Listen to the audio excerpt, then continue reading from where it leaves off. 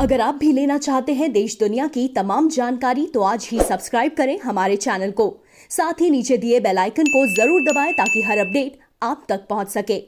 नमस्कार, आप देख रहे हैं प्रभा साक्षी न्यूज नेटवर्क और आज हम बात करने वाले हैं कोरोना वैक्सीन की। अब इंतजार समाप्त होने वाला है। कोरोना वायरस का खात्मा करने के लिए वैक्सीनेशन अभियान की शुरुआत होने वाली है। केंद्र सरकार ने इस बात की जानकारी दे दी है कि कब से वैक्सीनेशन होगा। बता दें कि देश में कोरोना वैक्सीनेशन अभियान 16 जनवरी से शुरू होने वाला है। इस दौरान करीब 3 करोड़ स्वास्थ्य कर्मियों एवं अग्रिम मोर्चे पर कार्यरत कर्मियों को प्राथमिकता दी जाएगी।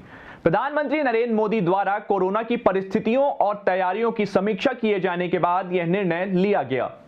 बताया जा रहा है कि विस्तृत समीक्षा के बाद यह निर्णय लिया गया है कि आने वाले त्योहारों लोहड़ी, मकर संक्रांति, पोंगल और माघ बिहू आदि के मद्देनजर कोरोना वैक्सीनेशन अभियान 16 जनवरी 2021 से शुरू होगा। आपको जानकारी दे दें कि स्वास्थ्य कर्मियों एवं अग्रिम मोर्चे पर कार्यरत कर्मियों के बाद 50 वर्ष से अधिक आयु के लोगों एवं 50 वर्ष से कम आयु के उन लोगों को प्राथमिकता दी जाएगी जो कि पहले से ही अन्य बीमारियों से ग्रसित हैं, जिनकी संख्या करीब 27 करोड़ है। शनिवार को एक उच्च स्तरीय बैठक हुई जिसमें कैबिनेट सेक्रेटरी, प्रधानमंत्री के प्रिंसिपल सेक्रेटरी, हेल्थ सेक्रेटरी और दूसरे बड़े अधिकारी शामिल हुए। बैठक में प्रधानमंत्री मोदी ने देश भर में कोरोना वैक्सीनेशन की तैयारियों के बारे में जानकारी ली और फिर बाद में वैक्सीनेशन तारीख का ऐलान किया। इसी बीच छत्तीसगढ़ के स्वास्थ्य मंत्री टी.एस. सिंहदेव का बयान भी सामने आया जिसमें उन्होंने रुकने की हिदायत दी। उनका कहना था कि जब तक कोरोना वैक्सीन यानी कि कोवैक्सीन के पूरे नतीजे नहीं आ जाते हमें रुकना चाहिए। कोवैक्सीन की फेज 3 अभी पूरा नहीं हुआ है। करीब 28,300 या 28,000 के आसपास सैंपल लेने थे और करीब 23,000 कुछ ही ले पाए हैं, तो वो प्रोसेस में है। लेकिन फेज 1 और फेज 2 के ट्रायल से उन्होंने ये अनुमान लगाया कि ये सेफ है, इसकी इम्यूनोजेनिसिटी प्रमाणित हो गई है, तो इमरजेंसी यूज़ के लिए इसको लगा रहे हैं। इमरजेंसी यूज़ का जो शब्द है ये भी कंफ्यूजिंग हो जाता है क्योंकि ये जो पूरा कार्यक्रम वैक्सीनेशन का है ये इमरजेंसी यूज़ ऑथराइजेशन के तरफ ही हो रहा है। जब ऐसी कोई आपात स्थिति आती है तब सामान्य स्थिति में वैक्सीनों को बनाने के लिए जो समय लगता है उस समय को तोड़ के और कम समय में अनुमति दे दी जाती है। तो इसी इमरजेंसी यूज़ ऑथराइजेशन के अंतर्गत जो 5 से 15 साल वैक्सीन बनने के लिए लगता है वो आपने 5 महीने में बना दिया। तो आपने उसके परिणाम को अभी देख नहीं पाए कि इसके आफ्टर इफेक्ट्स क्या हो सकते हैं।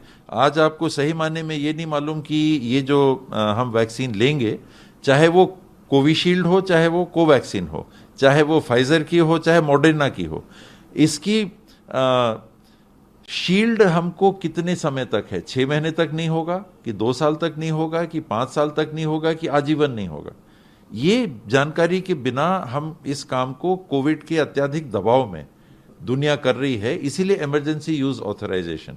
और इमरजेंसी यूज ऑथराइजेशन के अंदर हमने कोवैक्सीन को इमरजेंसी के लिए कहा कि कोई ऐसी इमरजेंसी आती है तो आप इसका इस्तेमाल कर लो। तो सामान्य जो इस्तेमाल करना है उससे अभी जब तक पूरे रिजल्ट नहीं आ जाते मेरी राय है कि हमको रुकना चाहिए। मैंने तो शुरू से यही कहा और मेरी यही सलाह भी है, राय भी है कि ये वैश्विक और राष्ट्रीय स्तर की महामारी है।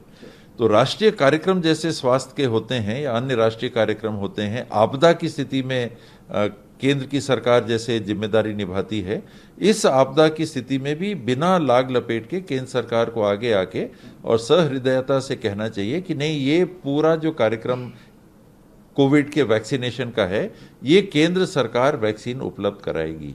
यानी इसमें इसको लटके नहीं रहने देना चाहिए। वहीं केंद्र सरकार की तरफ से भी बयान जारी कर बताया गया कि राष्ट्रीय नियामक ने 2 वैक्सीन कोविशील्ड और कोवैक्सीन को आपातकालीन उपयोग संबंधी मंजूरी अथवा तेज स्वीकृति प्रदान की है, जो सुरक्षा एवं रोग प्रतिरोधक क्षमता प्रदान करने में सक्षम पाए गए हैं। कोरोना महामारी की वजह से जहां सरकार को देशव्यापी लॉकडाउन की घोषणा करनी पड़ी थी, उसी दौर में या हम कहें कि कोरोना काल में स्वास्थ्य सेक्टर में अभूतपूर्व सुधार देखे गए थे और आज भारत एक नहीं 2 वैक्सीन के साथ मानवता को बचाने के लिए आगे आया है। सुनिए कोरोना वैक्सीन को लेकर प्रधानमंत्री नरेंद्र मोदी ने क्या कुछ कहा। फ्रेंड्स, पैंडेमिक के इस दौर में भारत ने फिर दिखा दिया कि हमारा सामर्थ्य क्या है, हमारी क्षमता क्या है। इतना बड़ा देश, डेमोक्रेटिक देश, जिस एकजुटता के साथ खड़ा हुआ, उसकी मिसाल दुनिया में नहीं है। पीपीई किट्स हो, मास्क हो, वेंटिलेटर्स हो, टेस्टिंग किट्स हो, ये सब भारत बाहर से ही मंगाता था।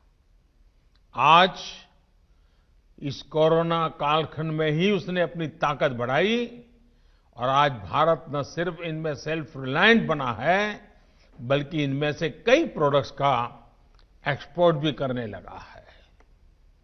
आज भारत दुनिया के सबसे कम फैटेलिटी रेट और सबसे तेज रिकवरी रेट, उन देशों में भारत एक है।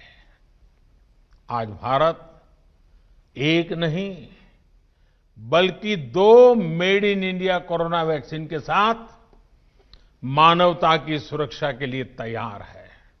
जाते जाते हम आपको जानकारी दे दें कि देश में वर्तमान में कोरोना वायरस के 2,24,190 मरीज उपचाराधीन हैं, जो कि अब तक सामने आए कुल मामलों का 2.16% है।